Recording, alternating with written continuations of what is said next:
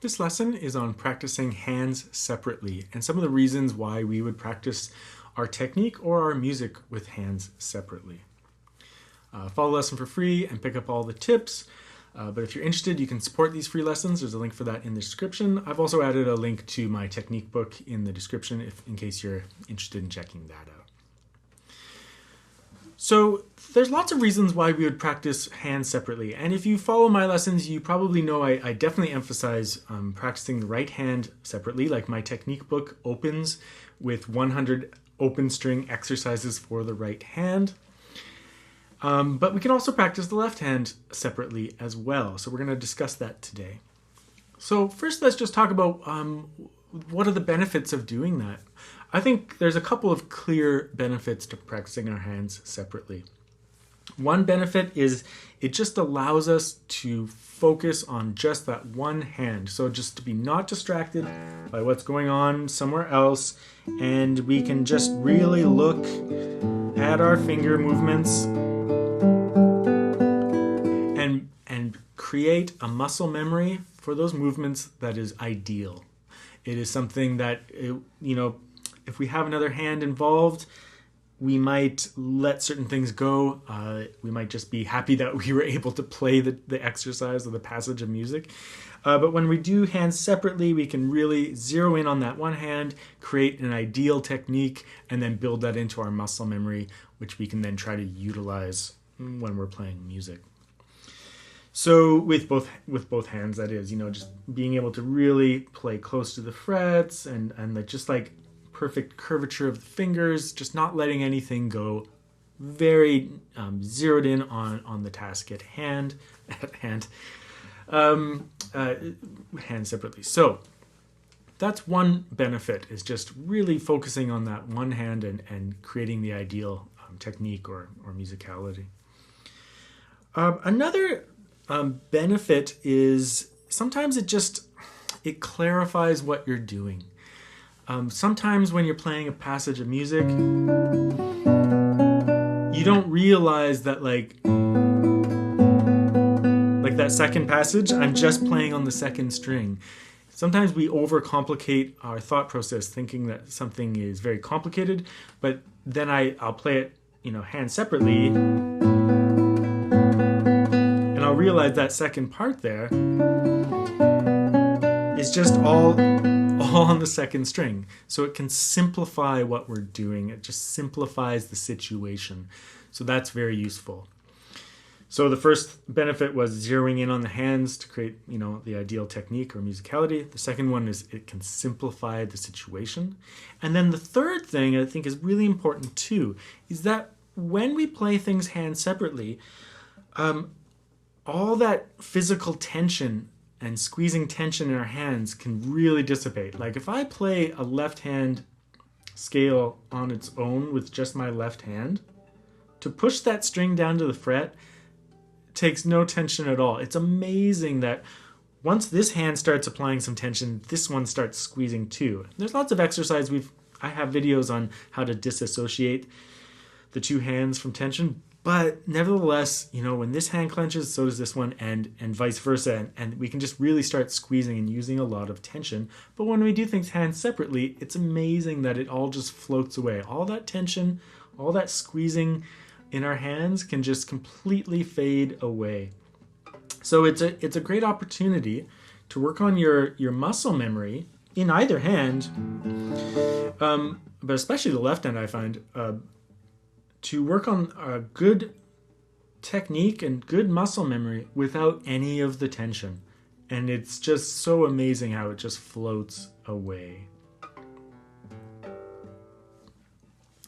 So I think those are the benefits of practicing hands separately. I know that sometimes practicing the left hand without the right hand is musically unsatisfying because there's no sound. Or at least there's maybe just some tapping sounds. But nevertheless, sometimes, it's just good to turn it all off and just to try it out to spark something in your brain, right? Maybe it sparks in your brain that a passage is really simple. It's all on the second string in the second part. Maybe sometimes it sparks in your mind that, oh, I have way too much tension built up in my left hand. By doing it hands separately, you can just put it into your mind that like, wow, I'm using too much tension. I need to rework this section of the music without the tension, and then start playing it, and try to keep that tension down. Once the muscle memory is there, you can reintroduce the other hand, but try to maintain that low tension playing. So there's all those benefits. So there's a number of other benefits as well. When we're practicing technique, we can make a lot of progress by hands separately. Like when I'm practicing right hand exercises,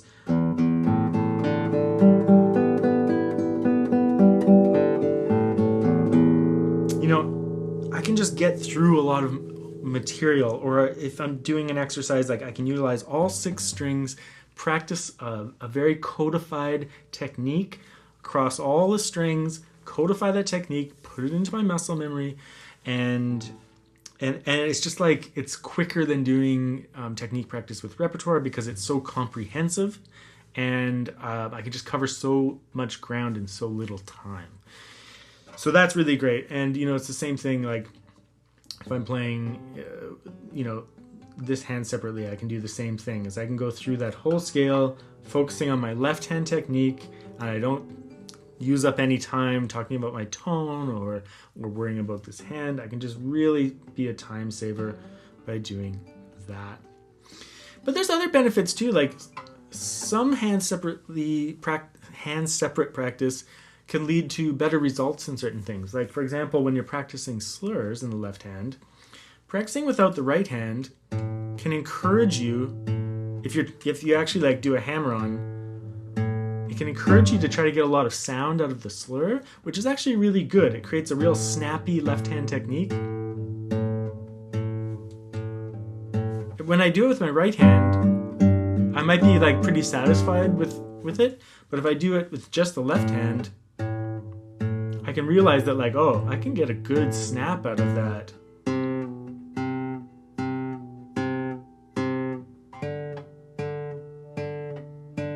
And that can be very useful. It can really teach you about how solid or like snappy or how ideal your left-hand slurs can be. But you might not discover that unless you're doing it hands separately. Now, when it comes to repertoire, the left hand is always pretty easy to practice on its own. Like that passage.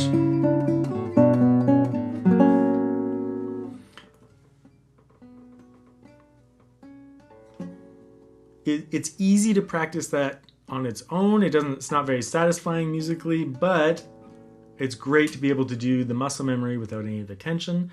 And it just allows me to like look at my left hand and see exactly what I'm doing. Like, am I actually curving my fingers? Am I actually playing on my fingertips? In terms of the right hand, it can be a little bit complicated for students sometimes to reduce the music to open string exercises. If they're looking at the notation, they might not be able to like snap their brain into thinking of that note's on that string. I have seen some people online, they have a good idea though. They take a piece of tablature paper, just like blank tablature, and they can write their right hand fingerings into the tablature. So it's like they'll write P on the 5th line and I on or M on the 1st line. And then you can just write out your right hand fingering on the piece of tablature. So that can be useful, but you can also just break it down and build it up. So if this is the passage,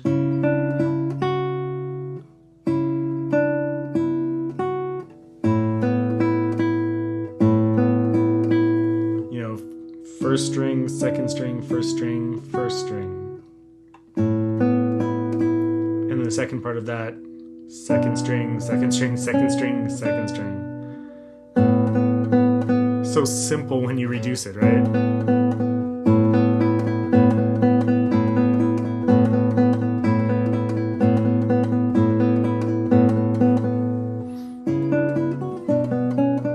It's it's so cool when you can take a little passage like that and turn it into a little exercise.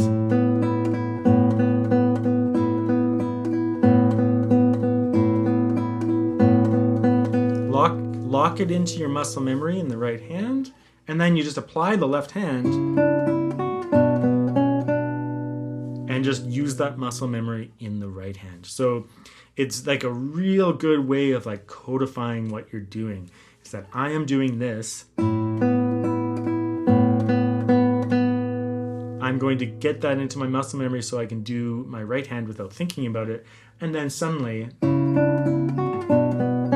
I can just look at my left hand and focus on my left hand, and hopefully my right hand has enough muscle memory to do the passage. This is a pretty easy passage. There are very complicated pieces of music, like in the Jacques II finale of the suite. There are some passages in there that I had to actually like write out and like practice. It was like a complicated combination, and I really had to like isolate it and practice it. And I actually had to get rid of the left hand in just one or two places because I just had to get it into my muscle memory. It was so complex. So practicing it hand separately was just so useful in that situation. So that's just a few benefits and examples of playing with the hands separately. My recommendation to students is usually to just start this process with technique books. You know, to practice, like in my book, the 100 open string exercises for the right hand. That just gives you an opportunity to really just focus on your technique, right hand technique. In terms of the left hand, you know, I would just practice with starting with scales. You know, closed scales.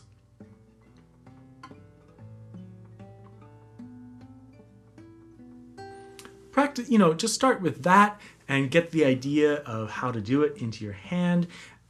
You'll learn a little bit about your muscle memory and how to play without tension. It'll be a good self-discovery exercise.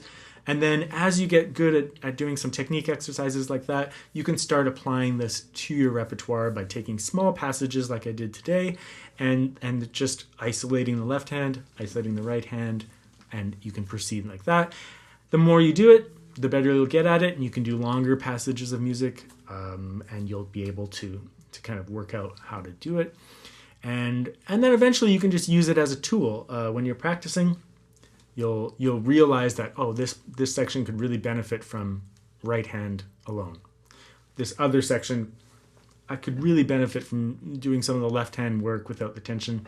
I'm going to apply it to that section of music. And it just becomes a tool that you can use in your practice session.